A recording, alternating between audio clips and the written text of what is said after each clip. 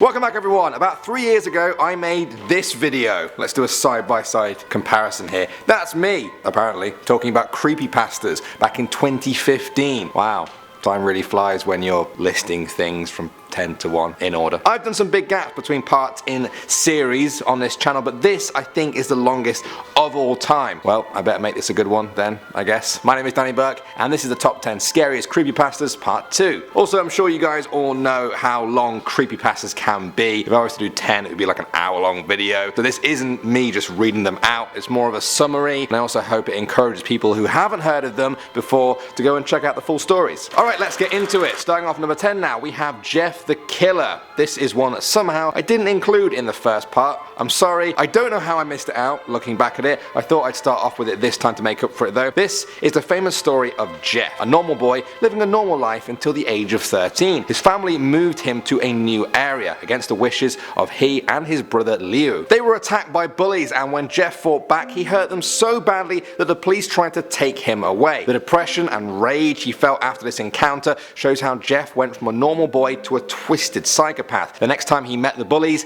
there were guns, smashed bottles, knives and bleach. Jeff was victorious, but now he had a hideous appearance to go with his twisted personality. That was only the beginning though. Jeff carved a Glasgow smile into his own cheeks before butchering his own parents, then turning the knife on his brother. The story is a fairly long read and there's been a lot of spin-off stories from it, but it's also become a rite of passage for any creepypasta fans. Next up at number 9 now, we have Eyeless Jack. This is Eyeless Jack, a terrifying being with no mouth or nose and eye sockets blacker than the void itself. He makes up for his lack of features though by stealing other people's. Eyeless Jack arrives through your bedroom window in the middle of the night. Black slime oozes from every orifice on his body. And here he gets meticulous. He will cut his victims open but will only ever take one thing. If however the victims begin to rouse, Eyeless Jack becomes enraged and violent. He will hack and slash, mutilating victims to death. The original creepypasta draws people in as an eye-widening piece of internet horror, and the spin-off stories keep people coming back for more. Moving on to number 8 now, we have TICCI TOBY. This is a famous creepypasta that a lot of you guys recommended. The story revolves around a boy called Toby who suffered from mental disorders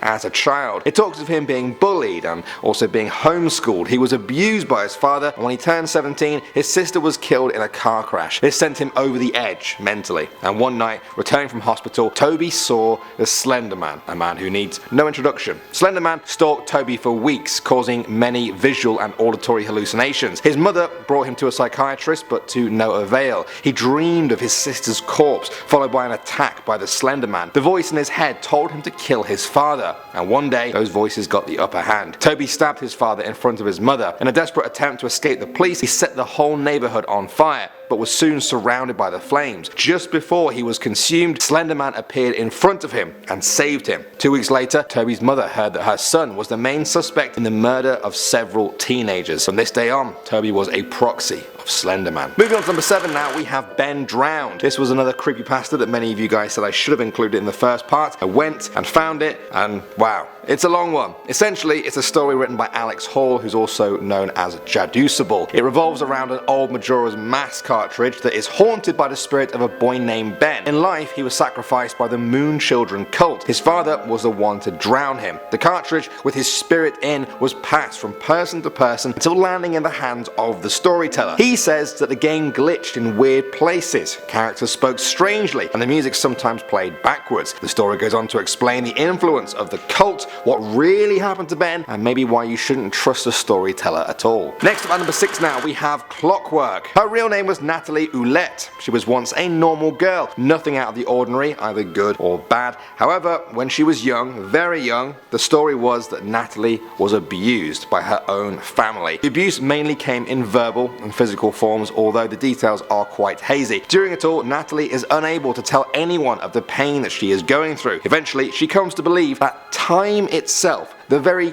concept of time is somehow against her. And not only that time led to her abuse. The story follows her through her tortured childhood, her battle against time, and the disturbing loss of her sanity. Moving on to number 5 now, we have Sally. That's the name of the story and also of the main character, a 12-year-old girl who had been sexually abused by her own uncle and threatened into silence. Eventually she caved in and told her parents something was wrong. They just dismissed it as a nightmare though and sent her away. Sally was left with her mouth still hanging open, the words of her abuse not able to reach her lips. She wasn't able to go into the details of the horrors her uncle inflicted upon her. Even worse though, her uncle heard her trying to tell her parents what happened and decided to take revenge. Tricked Sally's parents into letting him take her to the store, despite Sally not wanting to. Instead, he drove her to a park and killed her by smashing in the side of her head with a rock after beating her up. The creepypasta details her story in much more gory, drawn out detail and even goes on to explain how Sally now haunts her old house, terrifying adults in the neighborhood while playing with the children there in peace, at least for now. Coming at number 4 now, we have the Bloody Painter. His real name was Helen Otis. One day at school, Helen decided to not help a girl named Judy who had lost her watch. A boy called Ben pointed out something in Helen's bag. Ben took it out and saw that it was the watch. Judy flipped out, blaming Helen that he stole the watch. Helen tried to tell her that he didn't do it, but no one believed him. One day, Ben came back and this time he took his notebook and tore up his drawings. That upset Helen. He couldn't hold it in anymore and so he punched him. In return, Helen was beaten badly. A few months later, he got a Facebook message from a stranger. It was a boy called Tom who had also been bullied. The pair bonded over this. A couple of days later, Tom asked Helen to meet him on the school rooftop. Helen agreed and went to the school rooftop the next day. When he got there, Tom told him that he framed Helen with Judy's watch. They both fought and Tom fell off the roof. Helen tried to save him, but he didn't have the strength to save him. This made his bullying worse because people said that he killed Tom, or at least didn't save him. Later that night, Helen lost it. He believed that Tom deserved to die and believed that others deserved to die as well. He killed everyone who bullied him under the name the Bloody Painter. Next up at number 3 now, we have ANNORA Petrova. This is a scary creepypasta that fits well into our modern age.